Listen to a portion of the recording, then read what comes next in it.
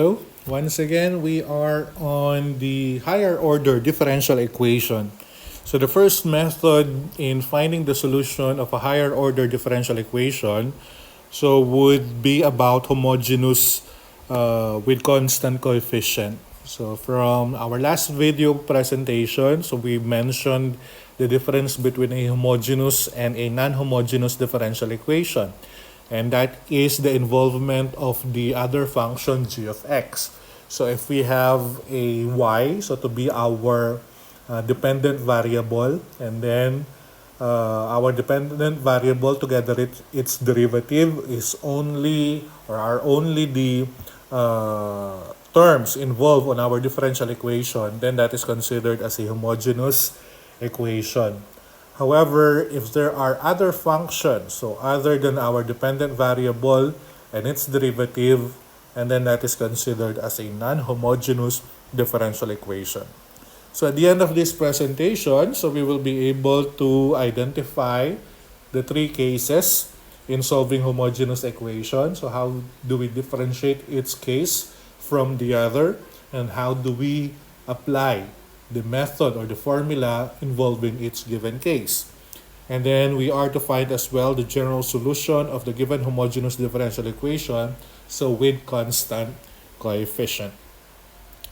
So to start with, let's have our definition. So if a differential equation is linear, then it can be written in this given form. So that is P of t y double prime plus Q of t y prime plus R of t y is equals to G of t.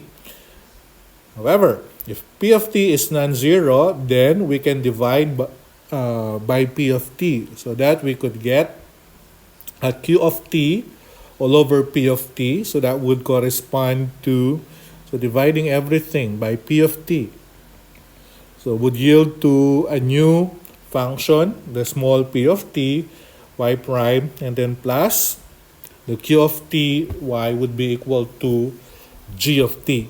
Okay, so removing the coefficient of the second derivative. So we call a second order differential equation homogeneous if this g of t would be equal to 0. So if it is not other than 0, then that is considered as a non-homogeneous differential equation whose method in finding its solution would be different as compared to the homogeneous. So a homogeneous second order linear differential equation, with constant coefficient, could be written in this given form. Ay double prime plus by prime plus cy is equal to 0, wherein a, b, and c are constants. Okay, so a, b, and c are constant. So there are three cases that are involved in solving a second order differential equation. So in this case, the case 1, it involves distinct real roots. So under the assumption that the homogeneous equation has two unequal real roots, so that is m1 and m2, we can find two solutions. So that is y sub 1 is equals to c sub 1 e raised to m sub 1 x, and y sub 2 is equals to e m squared x. So for homogeneous equation, let's say it's a second order differential equation, we just need to transform it into its equivalent algebraic equation, and then afterwards, we're just going to find the roots of the equation. So the roots of the equation should be supplied on our given formula to find the solution of the differential equation. So in this case, the solution for case 1 is such that the solutions or the roots of the equations are unique with each other. So that means those two roots are unequal. Okay, so both on sign as well as on the numerical value. So if we have m sub 1 and m sub 2 to be the roots of the equivalent algebraic equation, then the first solution would just be c sub 1 e sub 1 x, and then the second solution to be e raised to m sub 2x. And then, using the superposition theorem, we could find the general solution to be c sub 1 e raised to m sub 1x plus c sub 2 e raised to m sub 2x. So that is the first case. The two roots are not the same. So what if the two roots are the same? So if the two roots are the same, we could attach x. Okay, so for the second case, okay, or for the second root. So the first root, so would just be c sub 1 e raised to m sub 1 x, and y sub 2 should be equal to c sub 2. So this time around, so I am attaching x. Okay, so x e raised to m sub 1 x. So it follows that if let's say I would have m3, so which is equal to m1 and m2 as well, meaning let's say this would be a third order equation. Therefore, I could have y sub 3. So this time would be c sub 3 x squared e raised to m1 of x. So since m1, m2, and m3 are the same. So what you can see here, so the exponential function would be the same, okay, so which is the e raised to m1 of x. The only difference is the x. Okay, so there is a multiplication of x on every given term which is the same. So the degree only increases. So the first time around it's just x, the second would be x squared, then x cubed, and so on and so forth. And using the principle of superposition, so we could attach or we could combine the two solutions. So forming y is equals to c sub 1 is raised to m sub 1 x plus c sub 2 x e raised to m sub 1 x. And lastly, if the roots are complex roots. So when we are talking about roots so which are complex, so usually it has the real part and the imaginary part. So the real part is the alpha, and then the beta would be the imaginary part. Okay, so the real part of the complex number is the alpha, and then the numerical value on the imaginary part would be the beta. Okay, so in here, to find the solution of the differential equation, we are using this formula. So such that c sub 1 e raised to alpha x cosine beta x for the first solution, and then the second solution would be c sub 2 e raised to alpha x sine beta x. So the exponential function would be the same, so it involves the alpha, while our trigo function so differs. So the first one involves cosine, the second involves sine. Okay, so which is and then the combination would just be y is equals to c sub 1 e raised to alpha x cosine beta x plus c sub 2 e raised to alpha x sine beta x. Let's proceed with samples. Here are examples in finding the solution of a second order differential equation. So our first task in solving homogeneous equation, so we have to transform our differential equation into its equivalent algebraic equation. So the derivative so corresponds to the degree of the term. So in this case, I am going to choose m. Okay, so in replacement to y, and then the derivative would correspond to the exponent of m. So in this case, I would have, so just retain 4, and then y double prime, so that would be equivalent to m squared, and then plus y prime, so would be m, and that would be equal to 0. So our task here is, so since this is a second order differential equation, so there should be two roots, okay, or there should be two solutions for this. So to do that, so we have to determine, so what would be the value of m, and that is, we could factor out m here. That would leave us to 4m, then plus 1 would be equal to 0. So we can see here that m, our m1 here would be equal to 0. The second would be 4m2 plus 1 is equal to 0. So 4m2 is equals to negative 1. So therefore, m2 is equals to negative 1/4. And those are the two roots that we have here. So m1 is 0 and m2 is negative 1/4. And as you can see here, the two roots are not the same. Those are distinct roots. So therefore, that would correspond to our first case. So our y1 would be equal to, so since this is just, or this is a 0, okay, so that would just be, or I could write right away our general solution. So y then would be equal to c1 and then e raised to 0x and then plus c2 e raised to negative 1/4 x. And from there, so we could write our solution. So to be y is equals to c1, so e raised to 0x is 1. So leaving us only c1. So plus c2 e raised to negative 1/4 x. So that would be our general solution on our first example. So under case 1. So it's just a matter of factoring. So let's have another example. I have find the general solution of the given differential equation. And let's see, okay, so whether, what case will it fall? So from here, transform it into its equivalent algebraic equation. So 2m squared, so minus 12m, and then plus 18 is equal to 0.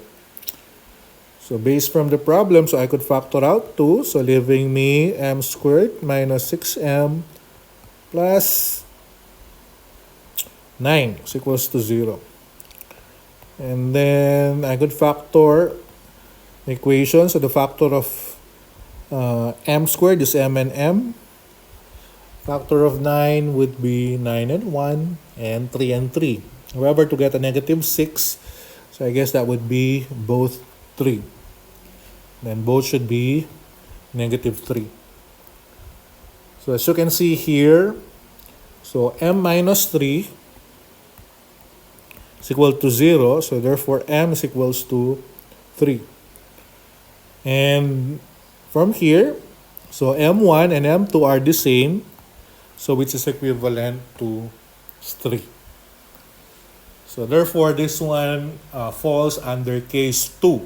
So 2 or the same roots. So for our general solution then, so that would be c1, then e raised to 3x, then plus c2.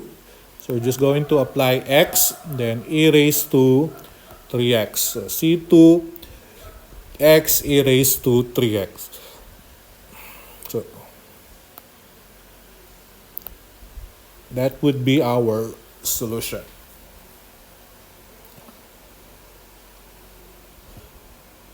Let's have another example.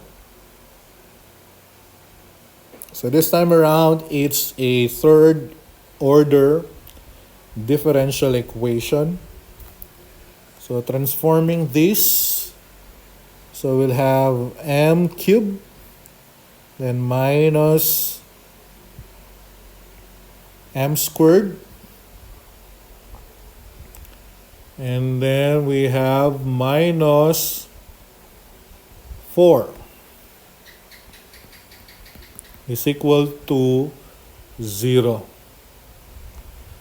And since this is a cubic equation, so that we could not factor out anything here, so I guess we could use synthetic division. So in such a way that I am going to write down the numerical coefficient, so which corresponds to, for m cubed, so the numerical coefficient is 1, m squared is -1. However, there is no m, So therefore, the coefficient there would be 0. And then we'll have the constant, which is negative 4. So this corresponds to m cubed. This is m squared. This is m. And then this would be for our constant. So we'll have 1, negative 1, 0, and 4. And then in synthetic division, so we could have trial and error. So it is a factor if at the end it will yield to a no remainder. If there is a remainder after performing synthetic division, therefore that is not considered as a root of the differential equation. Or sorry, a root of the given equation. So let's say, I'm going to assume, let's say it's 2. So in synthetic divisions, I'm just going to bring down 1, then multiplied it, 1 times 2. So I'll have positive 2. The negative 1 plus 2 would be positive 1. 1 times 2 again. So that would be 2. And then 0 plus 2 is 2. Then 2 times 2 would be positive 4. The negative 4 plus 4, that would be 0. So therefore, 2, okay? So therefore, one of our roots would be equal to 2. So now that it became 2, so we could now reduce our equation into, okay, so this time around the degree would be decreased. So from m cubed it would become m squared. So this time around, this is m squared, this is m, and that is our constant. So making it go back with a difference or with an equation, so that would yield into m squared. So plus m plus 2 is equals to 0. And as you can see here, the only factor of 2 is 2 and 1, and there's no way for us to get a positive 1m. Whether we're going to add 2 and 1 or we're going to subtract 2 and 1. So therefore, it would be difficult for us to factor this out. However, so we could use quadratic equation. So in solving the roots of the equation here. So using quadratic equation, so m would be equal to negative b. Okay? So remember that this would be our b, this is a, this is c. So a is 1, b is 1, c is 2. So we'll have negative b, so negative 1 plus or minus the square root of b squared. So 1 squared minus 4, a is 1, c is 2, all over 2a, so 2 times 1. So m then would be negative 1 plus or minus the square root of, so 1 minus 8, all over 2. So m then would be equal to negative 1 plus or minus the square root of negative 7 divided with 2. And negative 1 plus or minus, so negative 7 or the square root of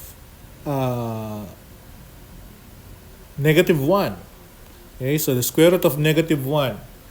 By the way, so the negative 7 is the same as 7 times negative 1.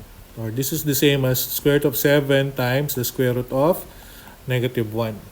However, the square root of negative 1 is equals to I. So making this one to be equivalent to the square root of 7 times I, all over 2. So from here, we could have m to be equal to negative 1 all over 2. So plus or minus square root of 7 all over 2 times I. So in here, so we can identify that alpha is equal to negative 1/2. And then beta is equals to the square root of 7 all over 2. And then from our formula, that y is equals to c sub 1 e raised to alpha, which is negative 1 half x, and then cosine beta, square root of 7 all over 2 x. I'm still referring to x, or sorry, that should be x in terms of t. So this should be x, and then that would be t.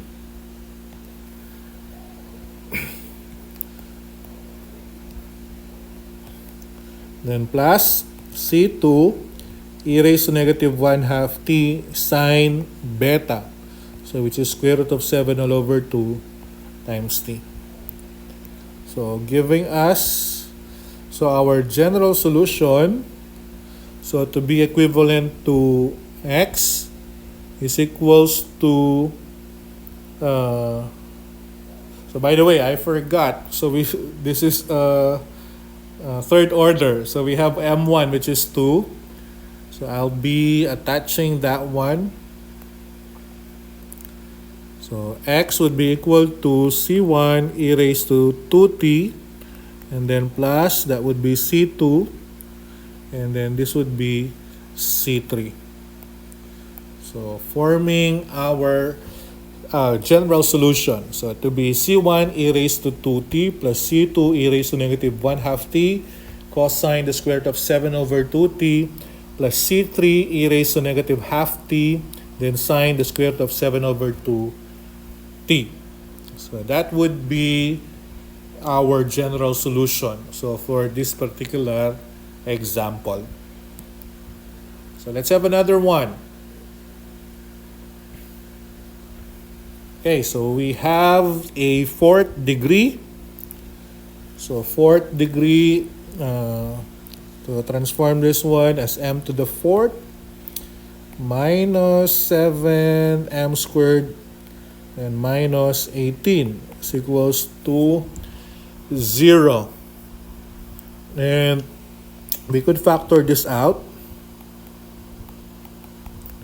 So m to the fourth, so it could be factored out into m squared. And then 18, we have factors of 18 would be 9 and 2.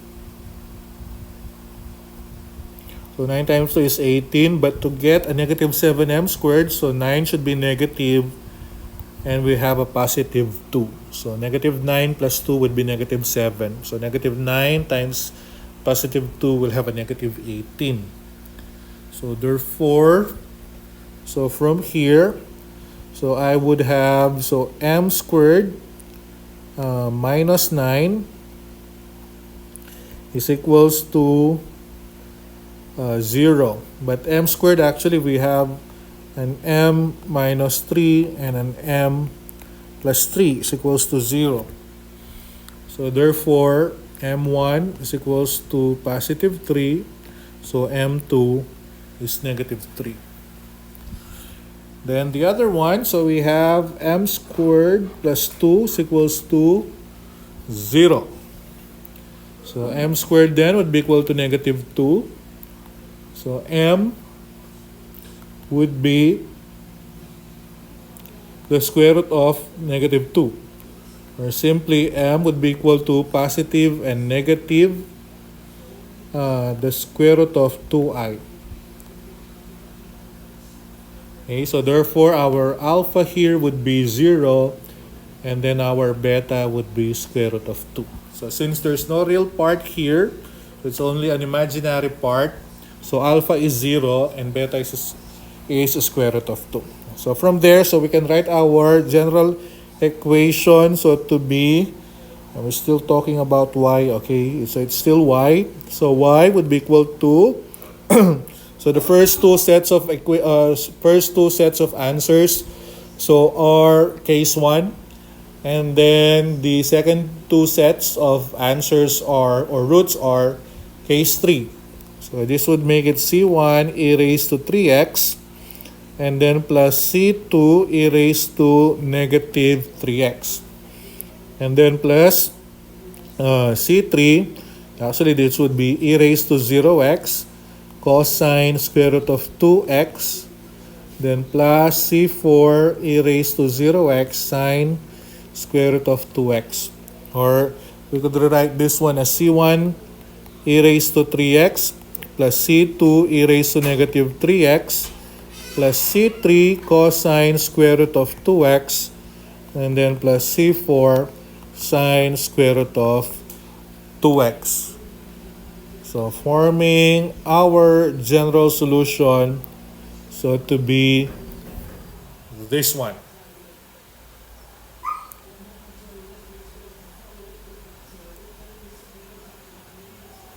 So let's have another example. So this time around, so it's y raised to the fifth. So it's very long. So y to the fifth, so transform it, so that would make it m to the fifth. So plus 5m to the fourth minus 2m cubed minus 10 m squared, so plus m plus 5 is equals to 0.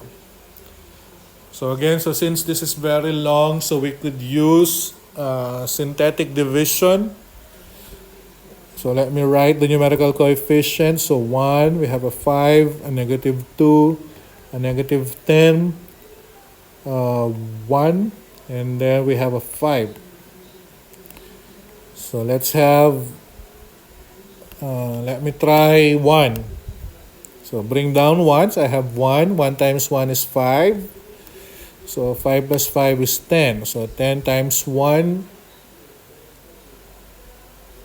or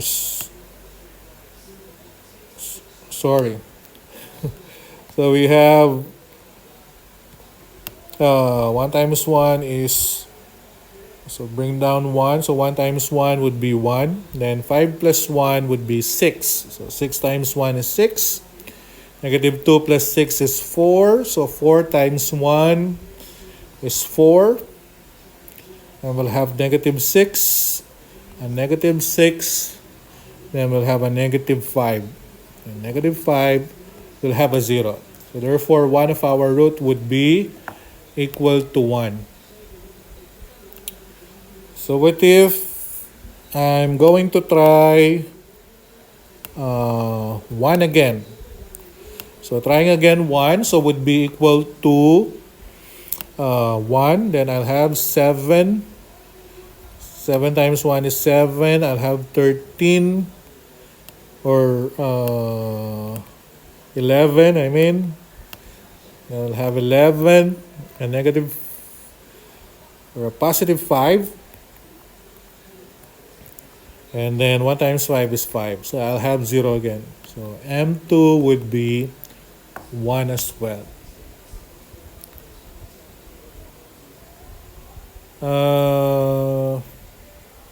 How about if I'll try a negative 1 again? Or another one, it's a negative 1. So I'll have 1, a negative 1.